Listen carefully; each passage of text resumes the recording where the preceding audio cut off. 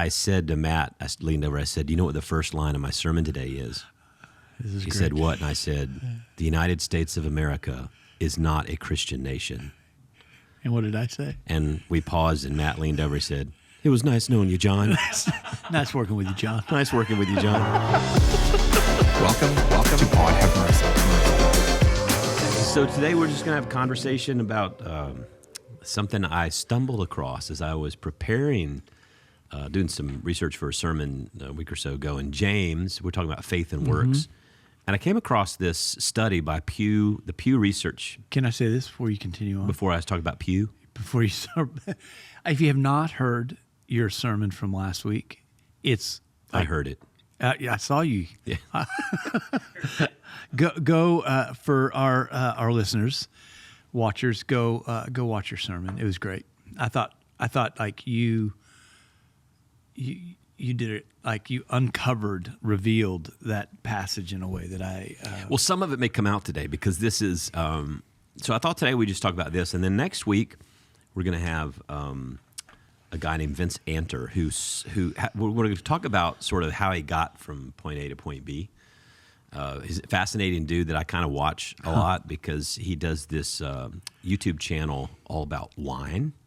Called V is for dude. Vino. Yeah. So I don't know if you want to be on that episode or not, or you want to invite like Haley or someone else. Yeah, right. But I'm really fascinated. I mean, he does great stuff and great content, but I'm really fascinated about like how someone has sort of a direction in their life, but then they have a passion or a dream, and they're able to kind of shift and move into that and see to it. That to me is kind of that transforming moment in life. You can call it a conversion moment or whatever, but there's just interesting. Those are interesting stories to me that I think are applicable to a lot of young people too, who are figuring out, who may have a call or a desire in life for something, but they feel like they're kind of stuck in one path. So I really like whenever we can find and connect with someone. This guy's got like tons of followers on YouTube. I mean, he's really good.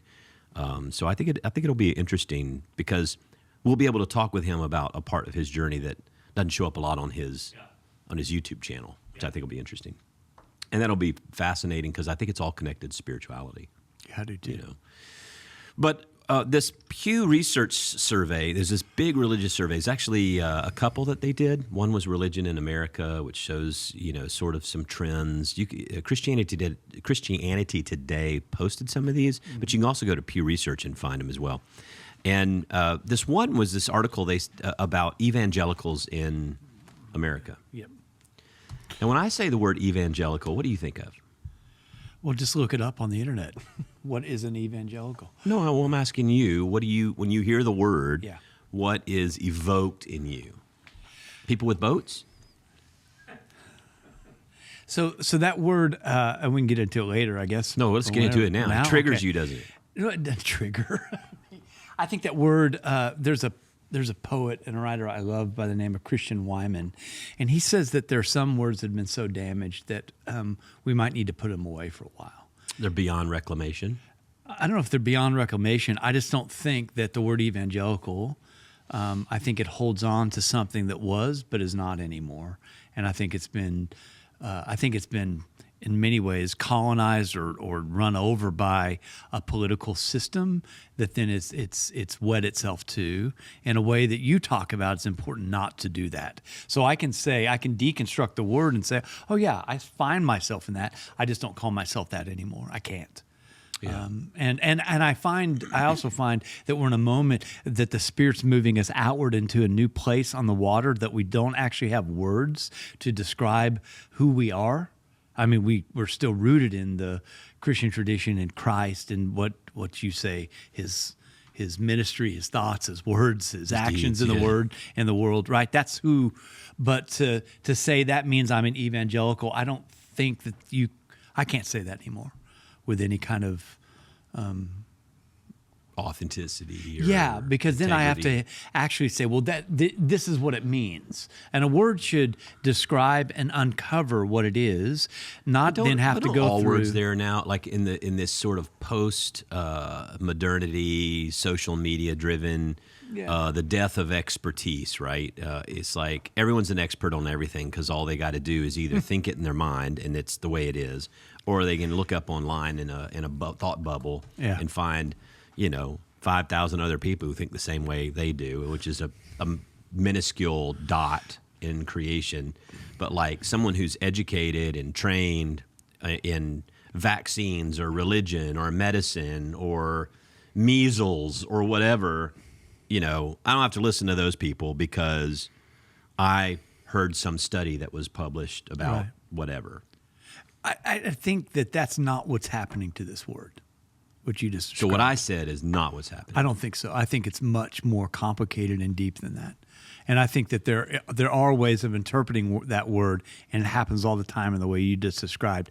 I think, though, for about the last 20 years, there's been a takeover of that word, and it's been wed to a type of thing that might and should happen in culture, and that there's a whole group of folks that have got it's a whole theological movement that I can't align myself with. Yeah, I do think it has become extremely politicized, if not entirely politicized. But I guess I'm old enough now. That you're way older than I'm me, old right? enough now. And I guess because I'm also steeped in the church in some ways, Sure. because I grew up in a church and I'm a pastor in a church, that it doesn't scare me quite as much as it might some people. Because I think of evangelical as simply someone who would self-define as someone who's been born again or has a personal relationship with Jesus Christ. Or, to me, that was how I always defined being born again. Someone who has a personal relationship with Jesus Christ. I don't think any Catholic person I know that would describe themselves as an evangelical, but they would say, I'm born again and I have a personal relationship with Jesus Christ. No, I understand. I'm just telling you how I define the term. And so, for me, I would say that the way that Pew gets to the definition is self-defined. Yes, that's the question, is that when people even ask me, Matt, are you a Christian? I have to say to people nowadays, you tell me what you think a Christian is, and I'll tell you if I'm that. Yeah. That's my standard answer. And I'm a pastor. I am a Christ follower into the world. Yeah, but even that word, I guess it goes back a little bit to my point, is like everyone is defining these words based on their own personal reality. So for them, it's like, I've heard people say, you can't be a Christian if you vote for a Democrat. I've heard people say that to me. And I've heard the other side of that. I've heard people say you can't be a Christian and vote for Donald Trump. Yeah. I've heard that too. Yeah. I don't know that I agree with either one of those. I don't agree with either one. But what I'm saying is like people like take these words and they then dump all the meaning on them based on their own micro expertise, self-declared expertise. And it's because we haven't done an adequate job, as you have said time and time again, in terms of discipleship in the church. Because if our passport is stamped in the United States of America, but I am not a citizen of this place. My citizenship is really is hidden with Christ in God, embedded in the world for the kingdom of God. Evangelicals, Pew Research, self-defined. They just ask people, are you born again, or do you define yourself as born again, or as an evangelical Christian? And if someone said yes, they fit into the definition of evangelical, according to Pew. So it's self-defined. And based on their statistics, there are 78, almost 80 million evangelicals in the United States of America.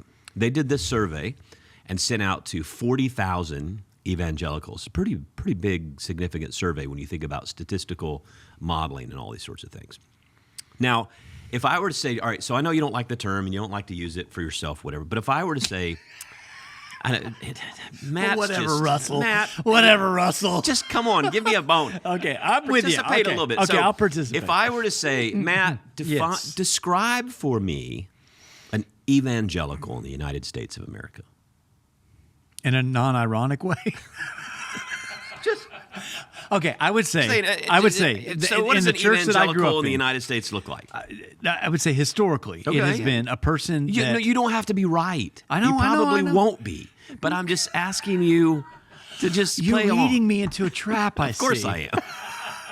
I'm not a lawyer. I can lead you into entrapment. All right, John, you tell me. Oh, come on, Socrates. Let's answer the question. Okay, I would say it's a person that takes the Bible to be either literal or central in their understanding of their life and faith. The person of Jesus Christ is central to that, and the belief in the life, death, and resurrection of Jesus is even more central to that, and that that the activity of God in the world is based within the community called the church. And that it is important to be a part of that community for your own kind of spiritual nurture. Yeah, that's very theological. So what about demographically? What does an evangelical in the United States of America look like? Well, I think that there's a lot of different types of evangelicals based on that, but I think it's been historically understood as a white deal. Okay. Although I would say that there's quite a few black and Indian and Hispanic and whatever, evangelicals. No doubt. But yeah. So I think I would go with you if you were going to ask me. Ask me. John, what is an I evangelical? would say mostly white, probably mostly conservative in their politics, and probably their faith, their religion is very important to them, right? Yeah. So you were much more detailed than I was, but I would just say Christianity, their faith is very important to them. Yeah, and one of the things I like about that, though, like the evangelicals of, like, if we're talking just there is a really amazing span of ways that people understand God in that. So you can have a Presbyterian evangelical, and you can have a Pentecostal, folks that are kind of coming at it very different ways. Would arise. So there's it can be historically it's been a bigger tent than I think it is now, but yeah. So here's what's interesting in some of the statistics. 28% of the 80, I will just round it up to 80 million. 28% of the 80 million evangelicals in the United States are not white. Almost 30% are not white. 25% actually are Democrats or lean Democratic. Was surprising to me. On some, How many percent? almost 25%, almost a quarter. Yeah. On some issues, they say, including government assistance for people in need and environmental regulation, an even larger percentage of evangelicals support a more liberal position. 7% of evangelicals say religion is not important to them at all. Now, I don't know how you self-define as an evangelical and say religion's not important to you, but that's where they are. Here's what's interesting, and I used this in the sermon last week because it was about faith and works. You show me faith without works, and I'll show you no faith is kind of what James' point is, right? Only half of American evangelicals attend church on a weekly basis. And nearly a quarter, nearly 25% say they never or almost never attend religious worship services. That means 17, 18, 19 million evangelicals who do not go to church at all. Is that I'd wonder what the stats are before and after COVID on that, if that's changed at all, if the mean is basically the same. Well, I don't know. I get the sense from the survey it's like they don't attend online or in person is the way it reads. And then so, the question, the article, which was playing off of the survey, is are these people really evangelicals? It's interesting to me that you can have a group of people that are so tied to a definition of Christian faith guiding their politics, right? And yet don't attend church and don't read the Bible. Significant percentage of them don't attend church regularly or don't read the Bible. This explains a lot to me because when we talk about things, as we do here sometimes, it's like, I try to walk the line carefully to and some people think I don't do it well, but I'm not talking about politics in the sense of political theory or policy. What I am saying is how we as Christians intersect or interact in a world where these things are real around us. They're in our face every day, right? They're in the news. Right. They're in front of us. They're conversation pieces. Wherever you go, you're going to hear about politics. That's like the new religion. And so, like, my point, what I tell people is like, okay, you can have differing positions on immigration or border security. Those are decisions made at a level of government and Yes. by people that I don't sit in that seat. I can have a thought one way or the other, but it's a very complex. But what you can't do as a Christian is sit in a room when people are being, deported or families are being separated, or the story in Houston of this family, they have 4 kids. They're all born here in the United States, but the parents are illegal here, not with credentials, and they're going to the hospital to get her daughter checked up, 10-year-old daughter, for her brain cancer that she has. And they deport the whole family. They're not criminals. They don't have any record, according to the Houston Chronicle. But they're here illegally, so that's against the law. And they say you can leave your 4 children here to become wards of the state, or you can take them with them. Well, I don't know any parent that would leave their children here. But those children are American citizens. And for a Christian to not have some sense of human empathy or care or grief or sadness over that, to me, that's when I look at James and say, you say you got faith, but man, you don't have works. I mean, you got to have some kindness, some gentleness, some love. There's got to be some sense of like grieving or lamenting over that. Yes. Even if it is the legal thing to do. Yes.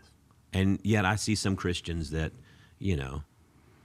good for them, whatever, they're here, blah, blah, blah, like just callous, Yeah. right? Yeah.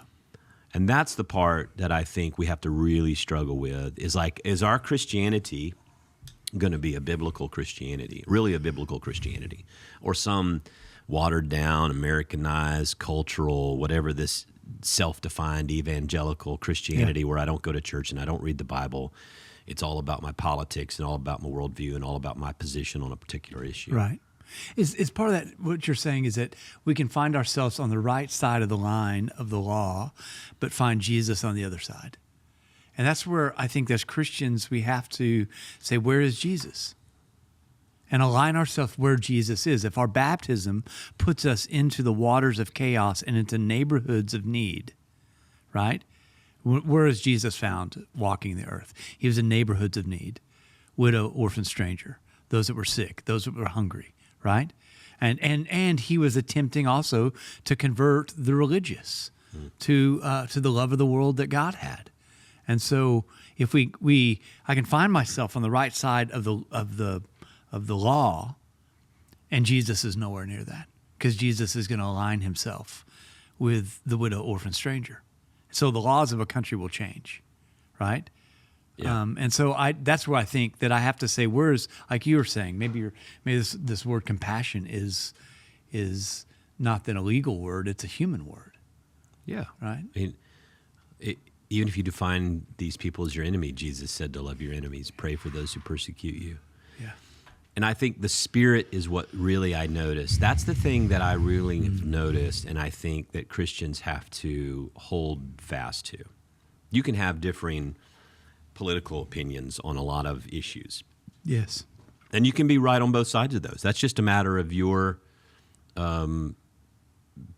partisan political opinion. But there are certain parts of being a Christian that are not up for negotiation, right? Whether or not you love someone, whether or not you have care and compassion for someone, whether or not you treat people with kindness and gentleness, whether or not patience and self-control, whether or not you pray for your enemies, whether or not you bless those who persecute you. You know what I'm saying? Yes. I mean, all these things are like, these are not optional, but they've become optional. And here again, it goes like, it's just like in a lot of the other social conversations. People's like, well, I can make my own decision about this. It's like now the things that Jesus taught are a little more optional depending on how they fit into my worldview. Yeah. Well, I don't know about you in Georgia, but like growing up in Georgia, but growing up in Texas, when like I came into the evangelical faith, it was a radical orientation of Jesus in the world that we were going to talk about. So we talk about Jesus, right? The whole thing about if you're on a plane, you know, this we're going to share the love of God to anybody that we find. Because if the plane crashes, right, and then all the dead people get up, and there's the three kids are going to hell. And all they're saying to you is, why didn't you tell me about Jesus? You could have told me about Jesus, but you didn't tell me about Jesus, and now I'm being dragged to hell. Remember those skits? Oh, yeah. The skits? You went to the same camp that I did. It's the same youth camp. I'm going to tell those friends about Jesus. But as a younger person, that is a radical orientation towards like this God that is in the world, and our eternal kind of what we do matters, right? And I think that's a very important stage of faith, but it's also a very young stage of faith. And I think a lot of America is trapped in a very adolescent to elementary stage of faith, where it's wondering who is in and who is out, who are my people and who are those people, right? Because the power that monotheism has is really the power of exclusion at the end of the day. And so historically, this has been the truth. Monotheistic religions get to decide what to do with your soul. And then Jesus comes along and upends all that through a belonging system, right? Yeah. Who belongs? Who's my family? Where's the Spirit? Well, I don't get to determine that. So, Jeff, I have to tell you this story. On Sunday, and you have to listen to the whole story. You're going to have to listen to the whole podcast, or else I'm going to be resigned to the trash heap of history. But I said to Matt, I leaned over, I said, do you know what the first line of my sermon today is? He said, what? And I said, the United States of America is not a Christian nation. And what did I say? And we paused, and Matt leaned over, he said, it was nice knowing you, John. Nice working with you, John. Nice working with you, John. I did not use that as my opening, for example. If you were at Sunday, I did not use that. But the point I was making with Matt, my friend, was, it kind of came out of an interaction with some other guys that I was hanging out with a couple of weeks ago. And these are Christian guys, right? And they were talking about politics. I try not to talk about it when I'm out with people. And they were talking about, I'm glad we're cutting off all this stuff, these other countries. We don't need to be feeding everybody and say, well, we got people here to feed. We got people here to take care of. We got poor people here. And I'm like, do you really think that all the money that they're going to take from helping all those poor kids in Africa, that they're going to take it and use all that money to help poor kids in the United States of America? I said, do you think they're going to do that? And they were like, well, I was like, because in principle, I like that. I can go okay with that if you're going to say that, but that's not what's going to happen. There's some kids up at Pittner Road that might need some of that, right? So I'm like, it goes back to it here again. James says, you tell me that you have faith. You tell me you're a Christian, but let me see your works. Let me see what you do. Yeah. I had lunch with a guy today. He was like, we were talking about, I was like, I'm okay with people saying, well, the government shouldn't be involved in welfare. The government shouldn't be involved in helping people and paying for people who don't want to work and don't want to do this and everything else. Like, should be the church doing it. And I'm looking at these guys going, that, okay, yes. I'll go with you on this. Yes. Like, tell all you guys who have money and means and you go to church, do every one of you guys tithe to your church? 10%. Do you tithe 10% off the top to your church? No questions asked. Only to your church, not to other agencies. 10% to the church. And does every member of your church tithe 10% to the church? Because if every Christian in every church tithe 10% to their church, the churches in the United States of America could eliminate poverty and hunger and homelessness. Only if the church was invested in the world in the way that Jesus was. Yes. But the point I'm making is you can't have these conversations and say, because again, that own planes then. James says, don't tell me. Pastors that own a boat. Well, we're going to have to sell a lot of boats to make this work. Got to sell a lot of boats. But James says, don't just tell me you're a Christian. Don't just tell me this matters to you. Show me. Yeah. And that was kind of my loop on like Christian nation. If you say you're going to be a Christian nation, you got to have the works of a Christian nation. Wow, that's really interesting. You got to show. It's like you can't just say you are and then not do all the things that are a part of that. So I'm going to get myself in so much trouble. No. I'm going to get in so much trouble. Instead of me, it was nice working with you, Matt. Nice working with you, John. It was nice working with you, man. So instead of when people ask me if I'm a Christian, saying, I don't know, you tell me what that is, and I'll tell you if I'm that. The real response might be, I don't know, why don't you come watch the way I live? Right? Because if the way I live is aligning to James, right? Mm-hmm. And we are attempting to do what Jesus did, which is to bridge, which is to make a community of we, feeding, educating, loving, all those things, right? Well, James uses the exact example in James chapter 2. He's like, if you see someone who's naked and hungry, and you walk by and say, "Be well, my friend," have your full and be blessed. That's the illustration he uses, which is kind of in some ways what we see is sort of this nonchalant. I don't know. It's for me, I can tolerate a lot of diversity on where you fall politically and all these different opinions. And people want to argue, like they always want to, whenever you start opening this door, all they want to do is argue with you about how their position is right and how the other guys are bad. What about them? What about? And I'm just like, that's not even the question I'm asking. That's not what I'm talking about. No. I'm just talking about us. We're Christians, like our attitude, our role, the way we should see, the way we should talk about this. Yes. I don't abdicate my Christianity because the last administration didn't do it either. The last administration, or the previous, or the one before that, or the one before this, or he's not doing it, or they're not doing it. I'm like, that doesn't have anything to do with my attitude, my perspective, my worldview as a follower of Christ. That's right.